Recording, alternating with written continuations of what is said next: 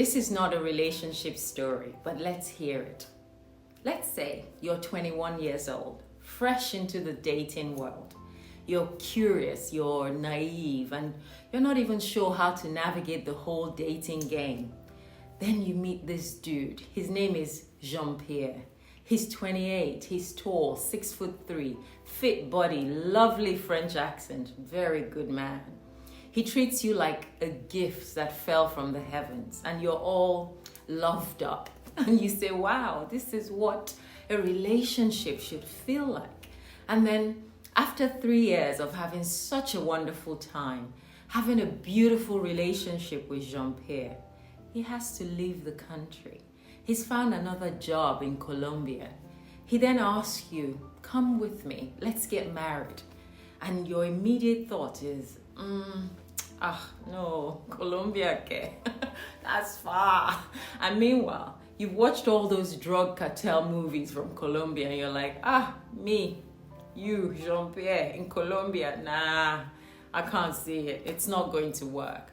So you end it. Colombia is out and Jean-Pierre is gone. You write each other letters just to be civil and keep it going.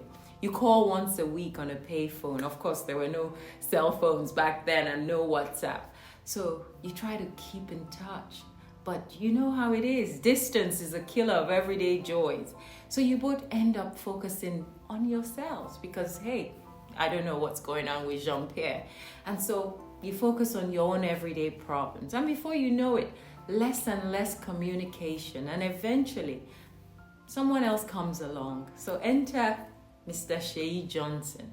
Equally handsome man, 6'1", great potential. He's got his act together, but his only fault in the whole world, he's not Jean-Pierre. Because from day one, you bring your experiences with Jean-Pierre, and he serves as a benchmark with which Mr. Seyi Johnson is judged. He must live up to all your Jean-Pierre moments. You compare his every move in your mind. Oh no. My Jean-Pierre will not eat so fast like that. My Jean-Pierre always puts the toilet seat down. My Jean-Pierre does not pick his nose like that. That's disgusting.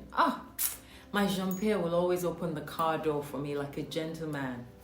But where is your Jean-Pierre? He's not here. Who is here? Mr. Seyi Johnson.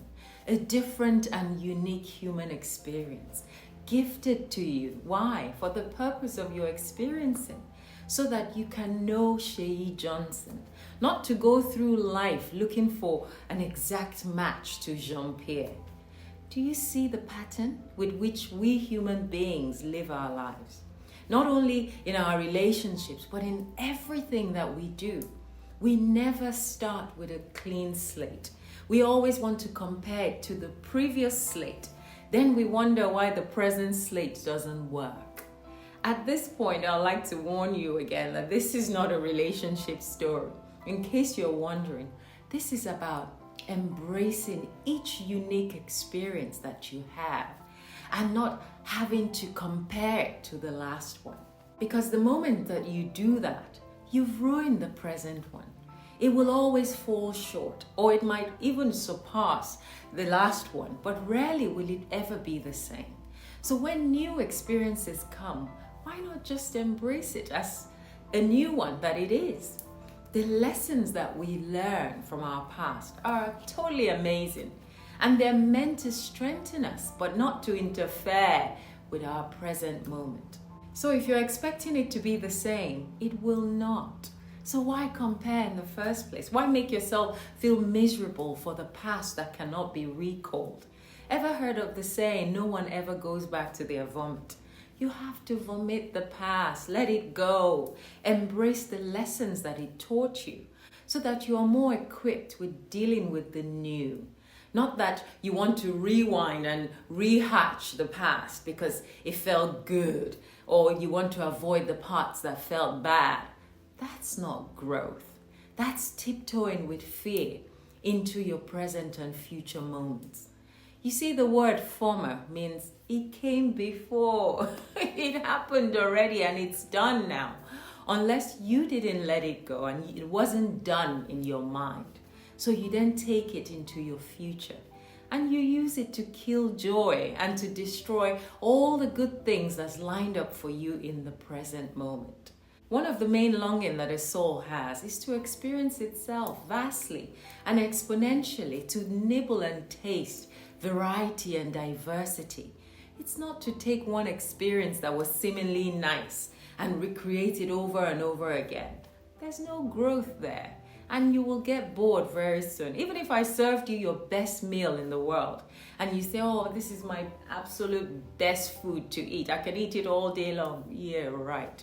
If I serve it to you today and I give it to you again tomorrow, then every day next week, and then for the rest of the month, by next month you'll be begging me for something else. Do you have broccoli? Please just give me plain broccoli or just carrots. You would want anything but that your favorite meal. So like I said, this is not a relationship story. The experiences with Jean-Pierre is so 2024. Shay Johnson is the new 2025. It's time to let go of what wasn't serving you in 2024 and embrace 2025 with an open mind, with such clean slate, with such clarity, with such excitement, as if we're newbies that just landed on the planet. Imagine the awe of experiencing 2025 without the bitterness and the sadness from previous experiences. You would be like a brand new human being every time, purged, clean, centered. You can't go looking for Jean-Pierre now. Colombia is too late. It's water under the bridge. Just like you can't revisit 2024 anymore. It's a wrap. So until next time, be gentle with yourself and be here present, because now is all we've got. And that's why I bid you bye for now.